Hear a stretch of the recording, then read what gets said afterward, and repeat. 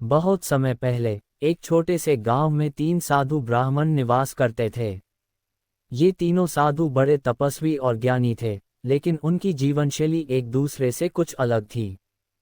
पहले साधु का नाम रामानंद था, जो हर समय ध्यान और साधना में लीन रहते थे।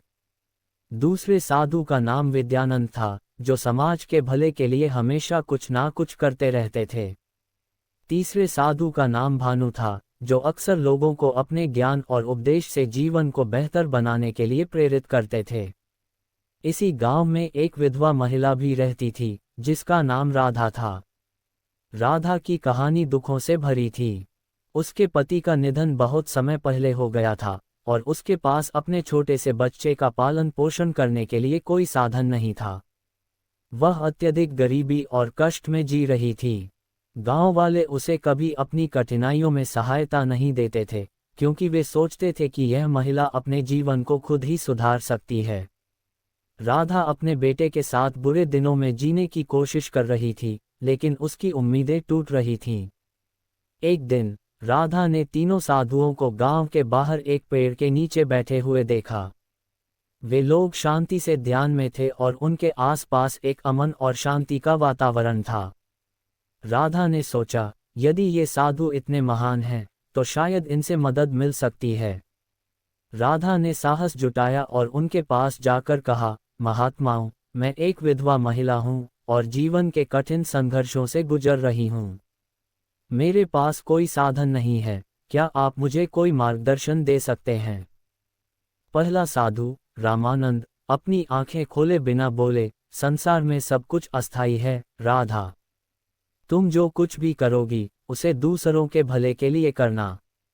जब तुम अपनी परेशानियों को दूसरों के सुख में बदलोगी, तब तुम्हारा जीवन स्वयं सुधर जाएगा।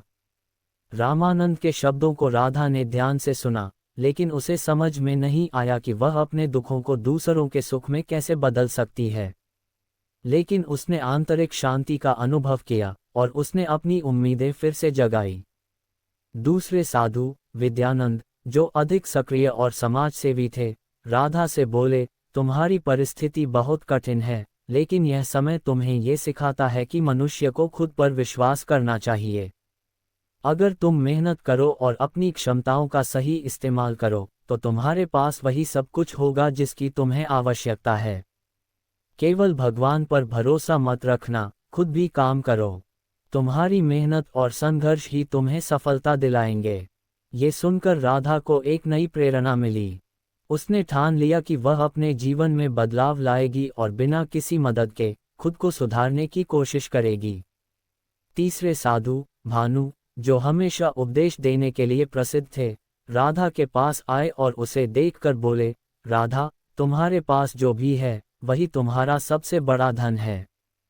तुम्हारे भीतर एक अपार ताकत छुपी हुई है। तुम्हें खुद पर विश्वास करना होगा। तुम्हारी कठिनाइयां तुम्हारी ताकत बनने वाली हैं, यदि तुम उन्हें समझकर उनका सामना करोगी। तुम जो भी करती हो, अगर ईश्वर पर विश्वास रखोगी, तो तुम्हारे संघर्षों का कोई मतलब होगा। भानु के शब्द राधा के दिल में उतर गए। उसने सोचा कि यदि वह अपनी मेहनत और विश्वास के साथ कठिनाइयों का सामना करती है, तो जीवन में कोई भी मुश्किल बड़ी नहीं हो सकती। इन तीनों साधुओं के विचारों ने राधा के जीवन को बदल दिया। उसने पहले रामानंद की बातों को ध्यान में रखते हुए सोचा कि दूसरों की मदद करने से ही वह अपनी परेशानियों से बाहर निकल सकती है। इसलिए उसने अपनी सारी मुश्किलें छुपाते हुए गांव के गरीबों और ज़रूरतमंदों की मदद करना शुरू किया। वह छोटे छोटे कार्यों में अपनी मदद देती, जैसे कि गांव में खाने पीने का सामान बांटना, बुजुर्गों और बच्चों की देखभाल करना। उसके दिल में एक नई ऊर्जा और उद्देश्य था। विद्यानंद की बातों से प्रेरित होकर उसने कड़ी मेहनत करनी शुरू की। राधा ने अपने छोटे से घर में छोटे काम करके पैसे कमाने की कोशिश की। वह घर घर जाकर साफ सफाई और दूसरे छोटे मोटे काम करने लगी। धीरे धीरे उसे पैसे मिलने लगे और उसकी स्थिति सुधरने लगी। उसने हर काम में अपना पूरा परिश्रम दिया, और उसी परिश्रम ने उसे आत्मनिर्भर बना दिया। भानु के आशीर्वाद से राधा ने जीवन में आस्था और विश्वास बनाए रखा। उसने कभी हार नहीं मानी। उसकी आस्था और कड़ी मेहनत ने उसे वह सब कुछ दिया जिसकी वह आकांक्षी थी। धीरे धीरे उसका जीवन बदलने लगा और वह अपनी गरीबी से बाहर आ गई। अब राधा सिर्फ एक सशक्त महिला ही नहीं, बल्कि एक उदाहरण बन गई थी कि किस प्रकार जीवन के संघर्षों को सही दृष्टिकोण और मेहनत से जीता जा सकता है।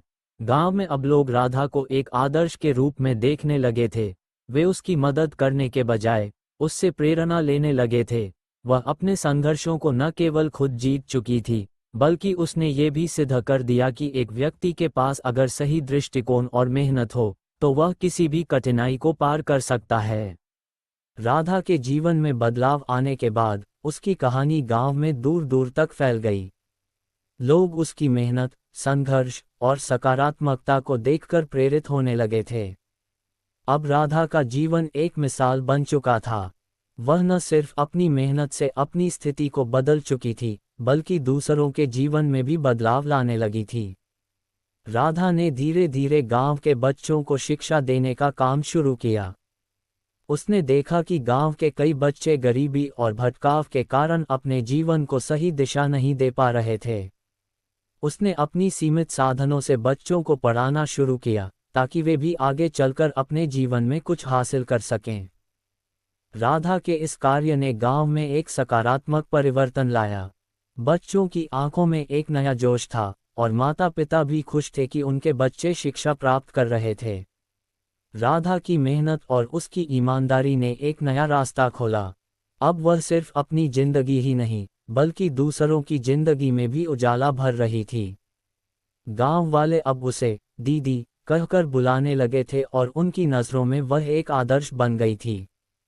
उसकी बातों और उसके कार्यों से लोग सीखते थे कि किसी भी परिस्थिति में अगर मनुष्य अपने कार्य और उद्देश्य पर दृढ़ विश्वास रखे तो कोई भी संघर्ष उसे हराकर सफलता प्राप्त करने में मदद करता है। एक दिन जब राधा अपने बच्चों को पढ़ा रही थी, साधु रामानंद, विद्यानंद और भानु फिर से गांव में आए।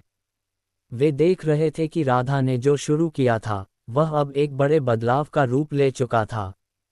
राधा को देखकर वे सभी गर्वित महसूस कर रहे थे। रामानंद ने राधा से कहा, तुमने हमारी बातों को सिर्फ सुना नहीं, बल्कि उन्हें अपने जीवन में उतार भी लिया। ये तुम्हारी सच्ची साधना है, राधा। जब तुम दूसरों की मदद करती हो, तो तुम स्वयं को सबसे अधिक मदद देती हो। विद्यानंद ने मुस्कुराते हुए कहा, तुमने ये सिद्ध कर दिया कि मेहनत और खुद पर विश्वास करने से जीवन में कोई भी मुसीबत स्थायी नहीं रहती। तुम्हारा संघर्ष ही तुम्हारी शक्ति बना है।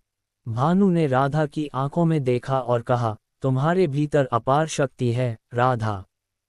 तुमने अपने जीवन की कठिनाइयों से सबक लिया और अब तुम उन कठिनाइयों को दूसरों के भले के लिए बदलने का कार्य कर रही हो।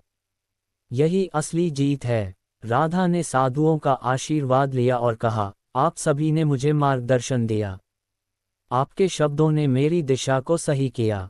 अब मैं जानती हूँ कि जीवन के संघर्ष सिर्फ एक परीक्षा है, और अगर हम उसे सही तरीके से पार करें तो वही हमें महान बना सकते हैं। साधु मुस्कुराए और एक दूसरे से बोले, राधा, तुम अब हमारे बराबर की एक साधिका बन चुकी हो।